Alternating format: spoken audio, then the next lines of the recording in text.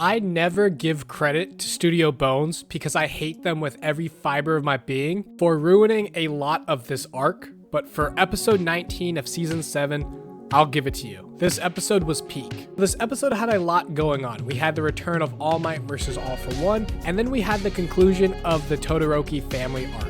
Studio Bones has been messing up a lot of this arc. They have not been giving it the same level of treatment as seasons 1 through 3, and this is the last arc of the series, so this season of My Hero deserves to be at the level of seasons 1 through 3, if not better. But it fell flat a lot of the time, but this episode they did amazing, and the reason why they did amazing was because the GOAT, Yutaka Nakamura, was on this episode, and he has created so many iconic moments from the anime, like Deku versus Todoroki, like the final scene.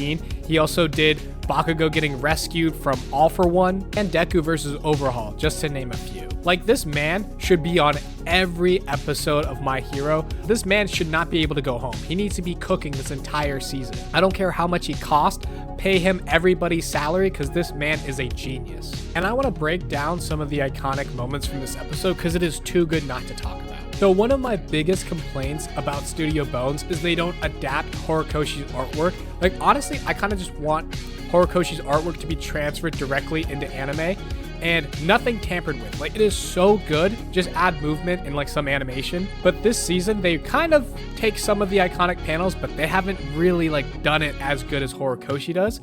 But I will say, the scene where Ida picks up Todoroki and puts him on his back is straight out of the manga panel. Like, put it side by side. These two shots are so similar, and it's like one of my favorite panels that I saw from this particular arc of the series. And Ida blasting off with Todoroki was so raw and awesome. Like, visually, it was stunning. And on my first watch, I thought the animation was really good, but I realized talking with one of my buddies, Studio Bones doesn't really animate like it used to. So with this scene, it was kind of a lot of still images of Ida, and they would do like VFX effects to make it look like they were moving. But most of the time they were kind of still. But even so, I don't really care. The VFX looked amazing and the artwork was crazy. Like, Ida going through the city, it was peak. And as soon as I saw the buildings turn into cubes, I realized it was Yutaka Nakamura's handiwork because this is so his style. And I love how Todoroki's face and Ida's face looked as they were going so fast. Like, Ida looked like a cartoon, but it's really great to show the movement because they weren't really animating too much, but they wanted to convey that level of speed. And I think that was a perfect way to do it. I will say that one of my biggest complaints for this episode was when All-for-One saw All Might again, and like, the animation wasn't really there, and the artwork looked really bad with All-for-One in the sky, and his face, like, you know, contorting to that really creepy shot wasn't really that clean. Like, in the manga was really good, but I understand after watching the episode that they were saving the budget for the end of this episode. And the shot where All Might said, "Get this."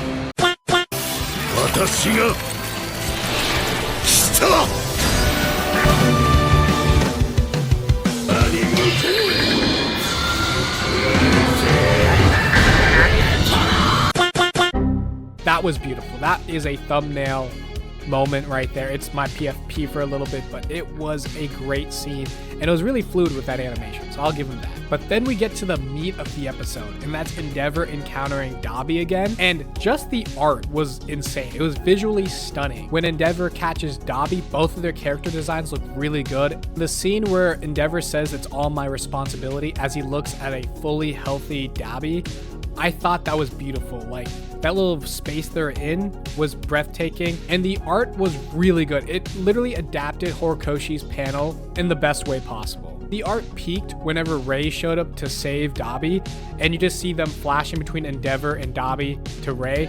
And Dabi was looking like a Mob Psycho character with the ink work and the line work, and Endeavor was looking crazy. Like, that art, chef's kiss. And seeing the family pulled up, the artwork was also great. The animation was kind of lacking a little bit, but the emotional beat and the art was really solid here. Then when Todoroki and Ida come in as like an airplane, that scene was so good. And on my first watch, I thought the animation was really good, but then realizing that they're not really moving too much and they have VFX to make it look like they're moving and to showcase that speed, it kind of took away a little bit from it because I kind of wish they animated a little bit more. but visually it's still stunning, and I think that's all that matters. If you can't animate it too well, just make it visually stunning. And the artwork was so good. There was so much detail in every panel, and they really hyped up this moment. Like, they didn't showcase so much animation, but they at least made it visually stunning. Like in the final shot where you see Ida carrying Todoroki, they could have had some kind of movement or animation to show the speed, but they just kind of did a close-up on both of them.